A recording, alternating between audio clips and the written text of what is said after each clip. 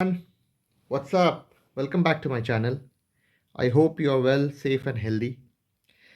So, lately there have been a lot of discussions and issues going on with MSP, that is minimum support price, including the recently concluded a year long farmer protest, where one of the demands of our farmers have been to get a legal guarantee for MSP. So, what is this MSP? And why was it implemented? How is it set? And is it right to legally guarantee MSP? We'll see in this video. I'll talk about it.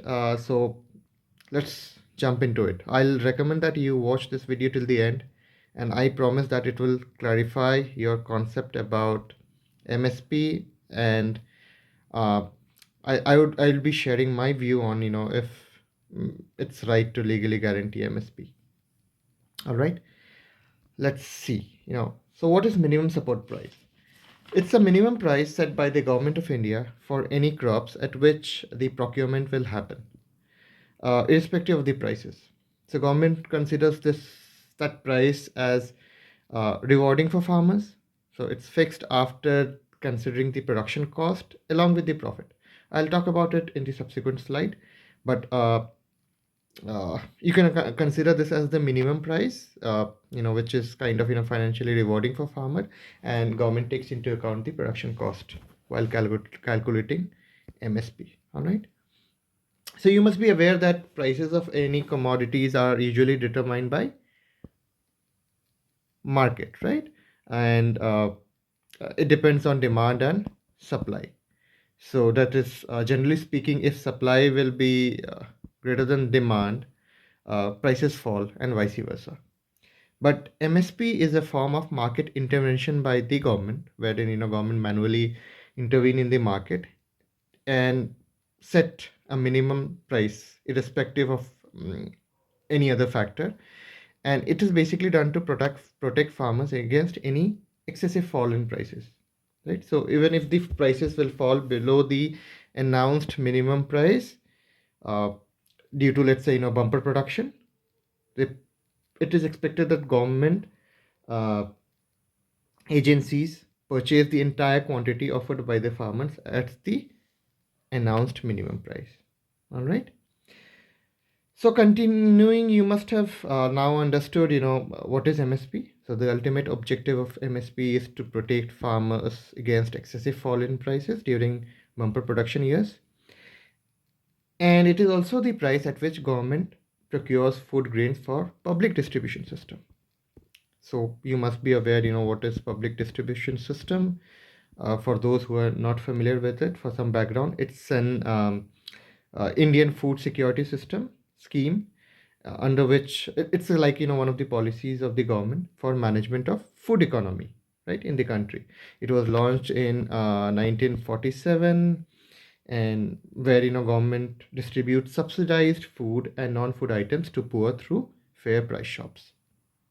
All right, coming back to MSP, it's fixed twice a year ahead of Kharif and Rabi sowing seasons, uh, and it's currently fixed for 23 crops that are grown in these two seasons. All right. So what is Kharif and Rabi? Kharif in Arabic stands for autumn, and Rabi, stands for springtime, right? So the season that starts in before rainy season, that is April to May, is usually termed as Kharif, and the season before the start of winter is termed as Rabi, right? So these are usually determined. The names are usually given based on the harvesting period, right? So the Kharif crops are usually harvested during autumn, and Rabi crops are harvested in spring around March, April. You have festivals like Baisakhi and all, right? All right. Okay. I hope it's clear until now. So let's see why MSP came into being. So in the decade of 1960, India saw food shortages. Such as the Bihar uh, famine of famine of 1966-67, right? And these shortages resulted from drought and war like conditions. And during the prime years of the Green Revolution in India, in that decade itself, right towards the end of 1960, we saw Green Revolution in India. A number of agricultural policies were framed, including a government price policy for fruit grades. Right, one of the main goals was to increase the productivity for agricultural land and boost domestic production. Other objective was to incentivize farmers to plant high yielding varieties. Right. So this, pricing policy that was framed led to the setting up of Agricultural Price Commission (APC) in 1965. Just sharing some technical details. This commission introduced price policies including procurement at pre-decided prices, minimum support price, and PDS at subsidized rates. So this commission is now reconstituted into a body called Commission for Agricultural Costs and Prices, CACP, right? And this was done in 1985. So this is the body that now recommends MSP prices to the government, right? It's a statutory body under the Ministry of Agriculture. We'll see. All right. So let's now see, how MSP is calculated. So as I mentioned, CACP, Commission for Agricultural Cost and Prices, it's a statutory body under the Ministry of Agriculture, Government of India. So statutory means it was not created by Constitution but by an Act of Parliament. All right. So CACP submits two separate reports for Kharif and Rabi seasons, and based on this, the Government of India fixes MSP twice a year. All right. Earlier, the CACP considered several factors like cost of cultivation, supply and demand, market price trend, inflation, environment factors, like soil, water use, etc. But in the Union Budget of 2018-19, it was decided that MSPs would now be fixed at 1.5 times the production costs for crops. All right. So now this made the job of CACP pretty simple.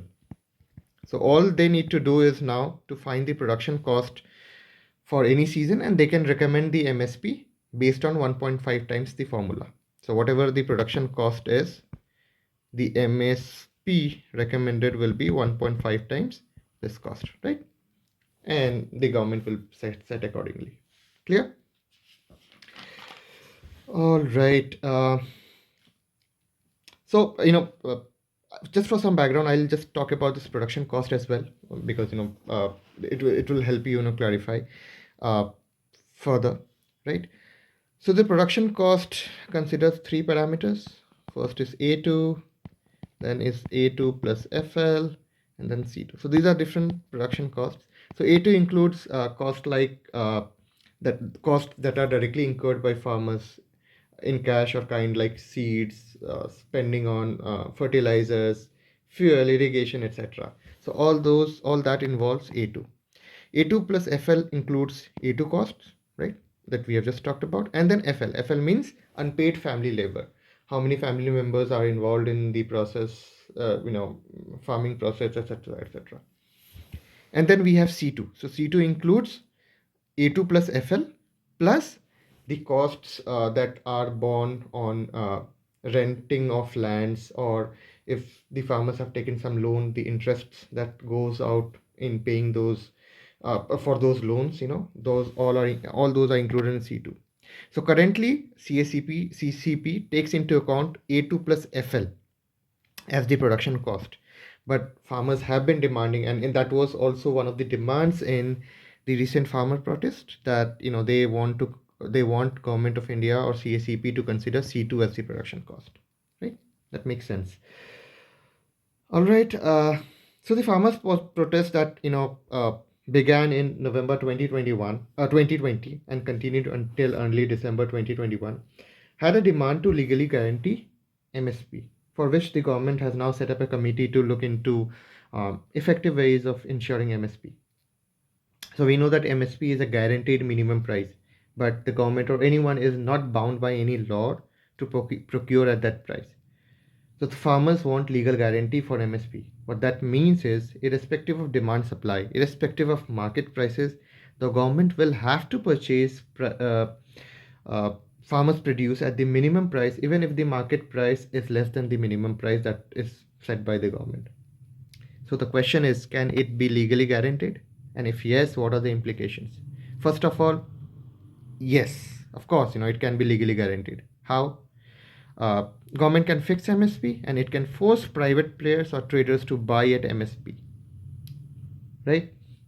That means if the supply is more when compared to demand, the market prices will generally be lower than MSP, and the traders or private players will be forced to purchase at MSP. That this higher price, will eventually be passed to the end consumers, and it will lead to inflation, right? The second option is that the government can buy all the 23 crops at MSP.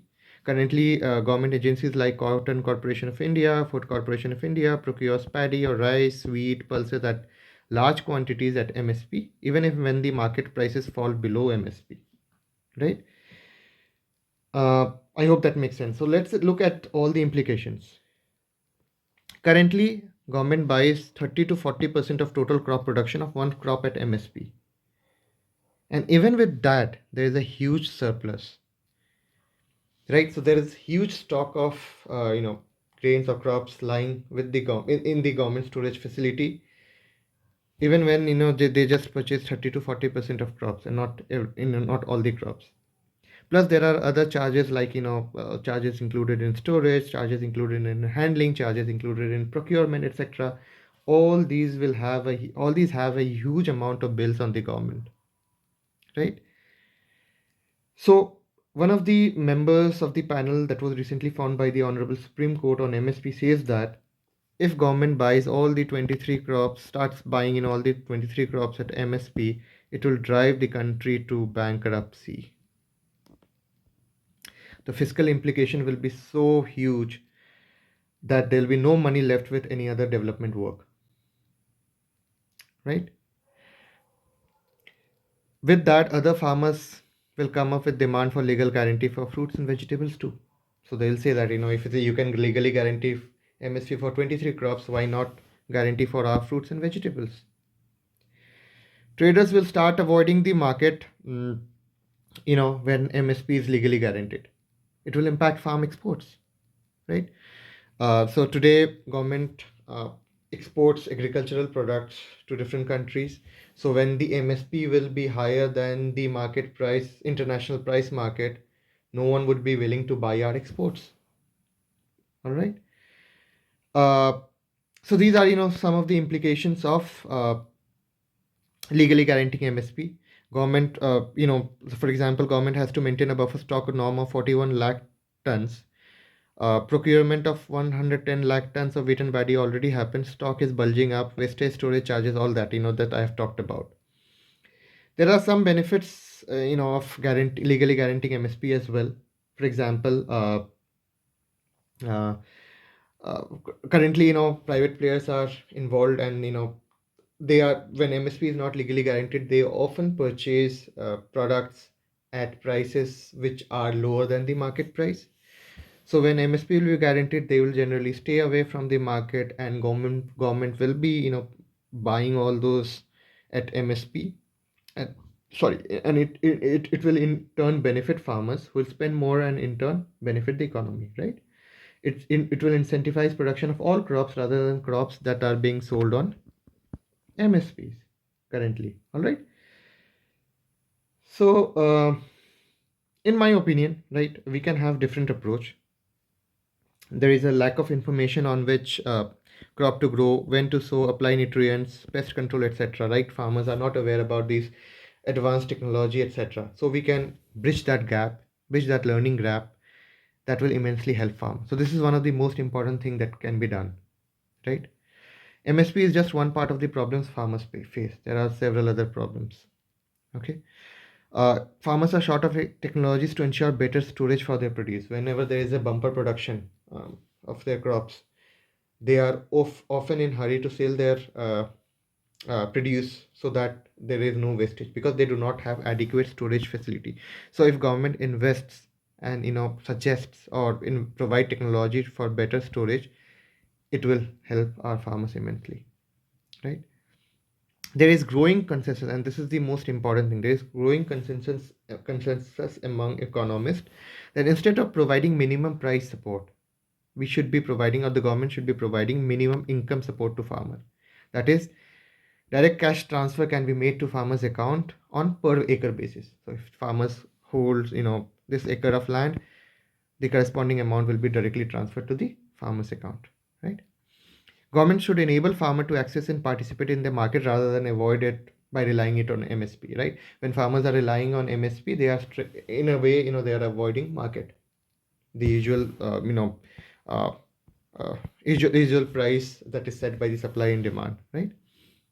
The government can invest in building efficient market system, and the best thing is always, the economy principles. Anyone who, like, I'm not quite familiar with the economy, but anyone who knows about economy will tell that, let market determine price, and government can intervene when prices can become dearer. But it should always be market who should, that should be determining the prices of commodities, and not through manual intervention, right? Okay, so lot of info here, but I hope it was helpful and it helped in clarifying the concept and the underlying issues. Do let me know your opinion on this issue. I hope you like this video. If you have any questions or suggestions, please feel free to ask in comments and I'll try my best to address those. If you enjoyed this video and would like to support, please like this video, give it a thumbs up, and you can share it with someone who you think you would find it useful. And please subscribe to my channel. Thank you so much. See you in the next video. Until then, stay safe and take care. Bye bye.